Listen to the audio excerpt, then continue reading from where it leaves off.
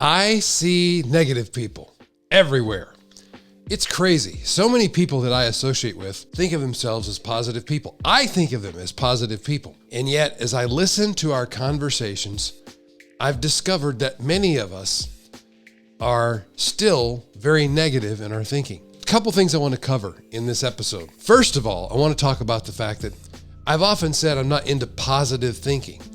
Well, I want to amend that and make sure you understand what I'm saying. I'm not into positive thinking where it's like denying reality and saying, for instance, there are not problems in our economy. There are problems in our economy, and we can overcome them. They present opportunities for us as entrepreneurs to make more money, to generate more profits, to help more people. So there's always something good that can come out of even bad things that happen.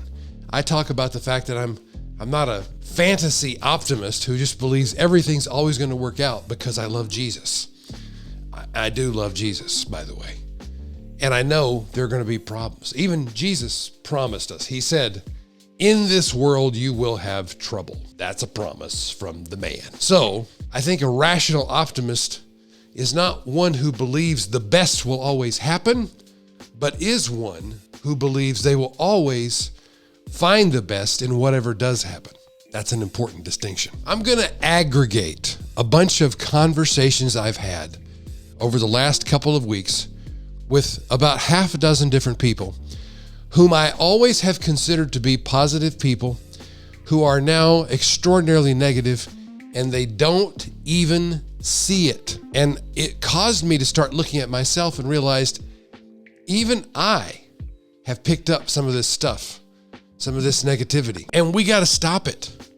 We got to stop doing that because it'll destroy us. I am overall a very positive person, a very optimistic person. I always see the best possibilities out in front of us in the future. Now, occasionally I get discouraged. Occasionally I get down. I get kind of tired or weary of things that are going on that are out of my control. And I do get frustrated. I don't want to paint the wrong picture here. I'm not saying I'm always happy 100% of the time. But my overall direction, my overall overarching way of thinking about things is a positive expectation of good things to come. And yes, I believe I'm divinely guided by God in that direction. And if you don't believe the same thing, then at least I'm inviting you to listen to what I'm going to share, and perhaps it'll make more sense to you. And if not, you can just disregard it. So this is not about one particular person, although I'm going to talk about it as if it is. So I was having a conversation with one person in particular who I've always thought of as like being simpatico with me, like synced up in my positive outlook for the future. And as I spoke with her, she was saying things like everything I would bring up. I would say, there's an opportunity for us to expand in this market and go in this direction. And she would say, well, the economy is shrinking in that area. The inflation rates are up. People can't afford houses. And as we talked about different things that are happening in the marketplace and how it affects or doesn't affect our businesses, I realized everything she said was negative. I, at one point, confronted her on this and said, hey, you're sounding awfully negative right now. Are you aware of that? And she's like, no, I'm not. Here's the key. She said, I'm just being realistic. Look, realistic people don't change the world. Unrealistic people who have unrealistic expectations. I don't remember who said this originally. It's a quote. I could probably Google it. George Bernard Shaw said, the reasonable man adapts himself to the world. The unreasonable one persists in trying to adapt the world to himself. Therefore, all progress depends on the unreasonable man. That's what I'm talking about. That's the attitude we need to adopt. We can't allow ourselves to fall into these patterns of negative thinking that are so common, especially these days. Those patterns of negative thinking will destroy us. I'm not talking about magic or sorcery or the secret or the law of attraction or any of that stuff. I'm talking about the way you think affects how you feel, which affects what you do, which affects the results that you get. So if you're thinking negative all the time, you're going to see more negative results show up in your life. It's just how it works. Negative thinking is a self-inflicted wound. Stop wounding yourself.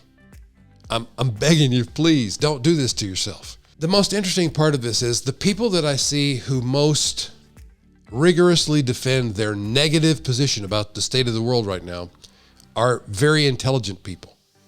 Why is it that such smart people take such a stupid view of the world? And I'm just going to say it. This is stupid. It's a stupid way to think because it leads you down the road of hopelessness. And you're just going to, if you're hopeless, you're going to do less. You're going to have less. You're going to be less. That does not make sense to me. Does it make sense to you? I hope not. Look, the reason this is so important is your beliefs affect how you process the world. If you believe the world is negative, that the economy's bad, nobody has any money, there's inflation running rampant, bad things are going to happen through the government, through the health organizations, through other countries, other people, whatever the thing is you think is going to make things bad, whatever the current bad news of the day is that you're running through your brain, you're going to see and experience more of that, and it's going to feel like you're attracting it into your life. Law of attraction, people. It's because you're noticing it more. And the more you notice it, the more it affects your feelings about your life, the more it affects your actions in your life, the more it affects the results you have. Now you've got evidence that the world is in fact going to hell in a handbasket. And I just don't believe that's what's happening. When we back up and look objectively at the numbers, so many things are trending upwards. And yes, there was a dip over the last couple of years. And yes, there are bumps in the road. And yes, there are bad things happening right now we need to put a stop to.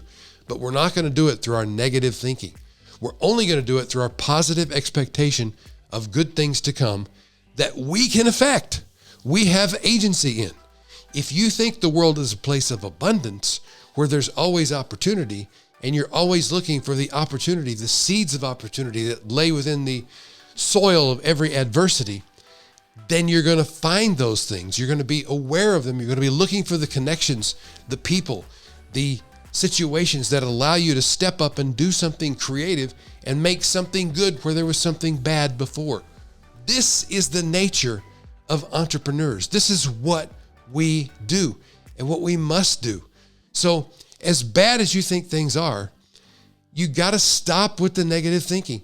And I am not a fan of positive thinking when we're talking about the Pollyanna, unfounded belief that everything's going to be okay, that everything's going to work in your favor.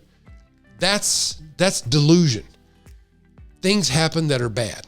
People get sick. People die. There are pandemics. There are disasters. There are terrorists. And all those things are true, but that's not the overwhelming reality that most of us are living in all the time. And the fact is, I'm a rational optimist. And what I mean by that is, I don't believe that the best things will always happen, but I do know that I will make the best of whatever does happen. And you can adopt that same attitude, and you can pull some of your greatest triumphs, some of your greatest rewards out of the darkest hours of adversity you encounter. And this is something that I find even as I look in sacred scripture, and I see where the Apostle Paul wrote in the book of Romans that all things work for the good of those who love God and who are called according to his purposes. The last time I checked, all things means all things, even the things we think are bad. Does that mean that everything bad that happens is actually good? No, that's double speak. That's 1984 garbage. There's enough of that in the media right now. We don't need to engage in that. But what it does mean is we can look at whatever bad thing happens and ask, okay, I don't like that this just happened or that this is going on. However, what does it make possible? To quote my friend and mentor, Michael Hyatt, what does this make possible? What can I learn from this? How can we use this to better life for ourselves and others in the future? What am I willing to do to not have this ever happen again? What am I willing to stop doing so this doesn't ever happen again? There are all these great growth questions we can ask ourselves out of every situation, and we can begin to grow opportunity where once we saw only disaster. When you're looking for the good in every situation, you will find it. You will find coincidences or even miracles that make you feel as though Life is happening for you, as Tony Robbins says, not to you. That's a real feeling. That's a feeling you can count on. That the divine grace of God is following you in your life, and no matter what happens, God's going to help you find a way to make a good situation out of what was a bad situation. It happens. And the fact is, I don't believe it happens for people who are primarily negative, whose outlook is, business is not going to get better. I can barely make enough to get by.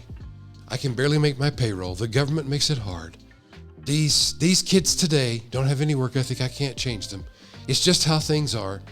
If you adopt that fatalistic, negative mindset, you're going to find yourself stuck in that place, and you're going to find plenty of evidence to support your victimhood mentality.